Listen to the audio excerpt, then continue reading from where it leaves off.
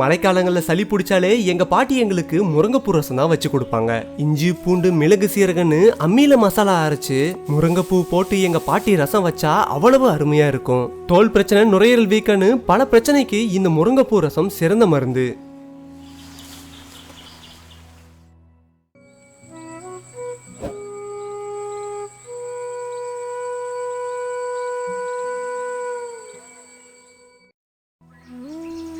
முருங்கைப்பூ ரசத்துக்காக கொஞ்சம் முருங்கைப்பூவை நாங்கள் பறிச்சுக்கிட்டோம். இப்போ முருங்கைப்பூ ரசத்துக்கு தேவையான பொருட்களை பார்த்துடலாம்.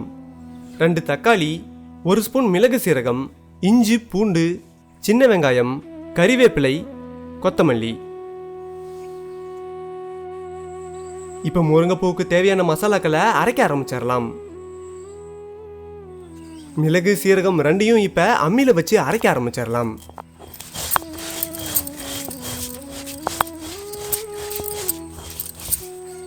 இப்போ கொஞ்சம் வெள்ளை பூண்டியும் சேர்த்து நல்லா அரைக்க ஆரம்பிச்சிடலாம்.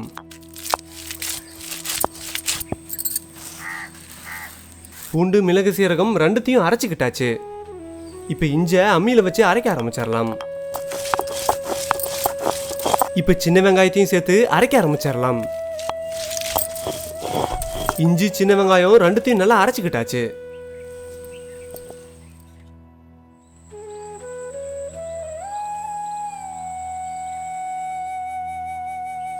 முருங்கைப்பூவை இந்த மாதிரி தனித்தனியாக பிச்சு சுத்தமாக கழுவி எடுத்துக்கலாம்.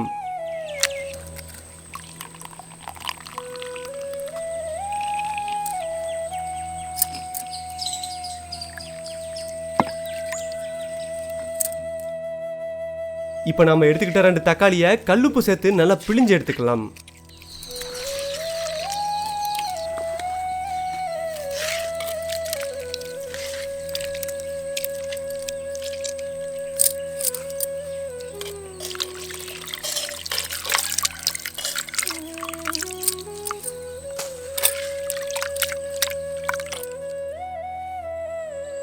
இப்போ முருங்கைப்பூ ரசத்தை வைக்க ஆரம்பிச்சிடலாம். சட்டி நல்லா காஞ்சிருச்சு. இப்போ கொஞ்சம் எண்ணெயை ஊற்றிக்கலாம். எண்ணெய் நல்லா காஞ்சதும் கொஞ்சம் சீரகத்தை சேர்த்துடலாம்.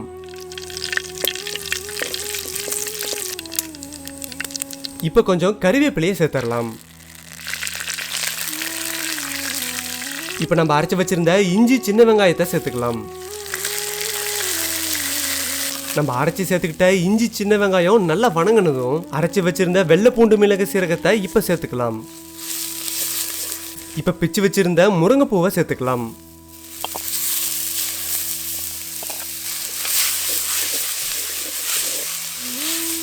முருங்கைப்பூ ஓரளவு வதங்கினதும் கரைச்சி வச்சிருந்த தக்காளியை சேர்த்துக்கலாம். இந்த முருங்கைப்பூ ரசத்துல நம்ம புளி சேர்க்க போறதில்ல, அதுக்கு பதிலாக தான் தக்காளி சேர்த்துக்கிட்டோம்.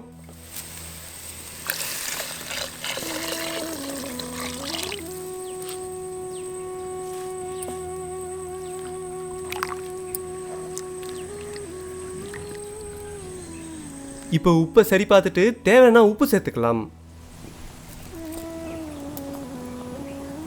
இப்போ கொஞ்சம் மஞ்சத்தூளையும் சேர்த்துக்கலாம்.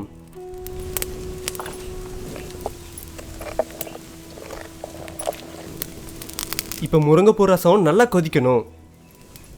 அப்பதான் முருங்கைப்பூவில் இருக்க மருத்துவத்தன்மை எல்லாம் ரசத்துக்கும் வரும். முருங்கைப்பூ ரசம் இப்போ நல்லா கொதிக்க ஆரம்பிச்சிருச்சு.